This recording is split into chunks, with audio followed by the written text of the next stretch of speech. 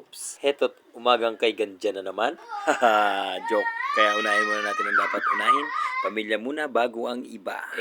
Pamilya muna bago ang trabaho pala. Kaya kailangan huwag kayong magsasawa mga Coops sa araw-araw na gawain natin. I-push lang natin at magpatuloy lang tayo sa buhay. Basta enjoy lang natin ang ginagawa natin.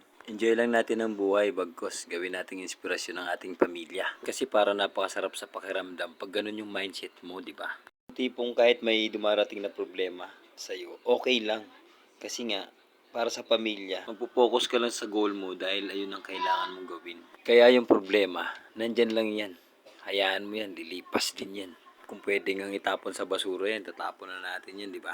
Teka nga lang, napapasarap na ata ang ating kwentuhan. Kaya magre-ready na rin ako kasi papasok na ako sa office ko. Dahil naantay na ako ng aking client sa work ko. Kaya abangan nyo na lang yung susunod na video ko mga Coops. Kung pwede nga sana, pakipollow na rin ako. Para naman madagdagan yung followers ko kahit konti. Thank you for watching.